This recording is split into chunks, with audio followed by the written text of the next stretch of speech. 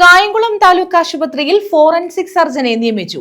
മന്ത്രി എം ലിജുവിന്റെ ഇടപെടലിലാണ് സർജനെ നിയമിച്ചത്. കഴിഞ്ഞ ഒരു വർഷമായി താലൂക്ക് ആശുപത്രിയിൽ ഫോറൻസിക് ഡോക്ടറുടെ സേവനം ലഭ്യമായിരുന്നില്ല. കായംകുളം താലൂക്ക് ആശുപത്രിയിലെ ഏറെ നാളത്തെ പോസ്റ്റ്മോർട്ടം പ്രതിസന്ധിക്ക് ശാശ്വത പരിഹാരമായി. മന്ത്രി എം ലിജുവിന്റെ ഇടപെടലിനെ തുടർന്ന് താലൂക്ക് ആശുപത്രിയിൽ പുതിയ ഫോറൻസിക് സർജനെ നിയമിച്ചുകൊണ്ട് ആരോഗ്യവകുപ്പ് ഉത്തരവിറക്കി.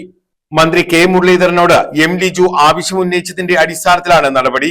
മഞ്ചേരി ജനറൽ ആശുപത്രിയിലെ ഫോറൻസിക് മെഡിസിൻ വിഭാഗം ജൂനിയർ കൺസൾട്ടന്റ് ഡോക്ടർ ലക്ഷ്മി കൃഷ്ണനെയാണ് കായംകുളത്തേക്ക് മാറ്റി നിയമിച്ചിട്ടുള്ളത്. കഴിഞ്ഞ ഒരു വർഷമായി താലൂക്ക് ആശുപത്രിയിൽ ഫോറൻസിക് ഡോക്ടറുടെ സേവനം ലഭ്യമായിരുന്നില്ല. സാധാരണ പോസ്റ്റ്മോർട്ടങ്ങൾ കായംകുളത്ത് നടന്നിരുന്നെങ്കിലും പോലീസ് നിർദ്ദേശിക്കുന്നതും പോലീസ് സർജൻ നേരിട്ട് ചെയ്യേണ്ടതുമായ കേസുകൾ കിലോമീറ്ററുകൾക്ക് അപ്പുറമുള്ള ആലപ്പുഴ വണ്ടാനം മെഡിക്കൽ കോളേജിലേക്ക് കൊണ്ടുപോകേണ്ട ഗതികേടിലായിരുന്നു നാട്ടുകാർ. ഇത്തരത്തിൽ മൃതദേഹങ്ങളുമായി മെഡിക്കൽ കോളേജിലേക്ക് പോകേണ്ടി വരുന്നത് മരിച്ചവരുടെ ബന്ധുക്കൾക്ക് വലിയ സാമ്പത്തിക മാനസിക ബുദ്ധിമുട്ടുകൾ സൃഷ്ടിച്ചിരുന്നു.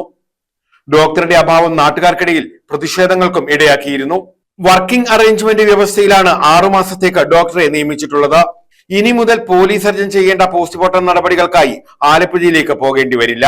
പോലീസ് നിർദ്ദേശിക്കുന്ന കേസുകൾ ഉൾപ്പെടെ കായംകുളം താലൂക്ക് ആശുപത്രിയിൽ വെച്ച് തന്നെ പോസ്റ്റ്മോർട്ടം ചെയ്യാൻ കഴിയും.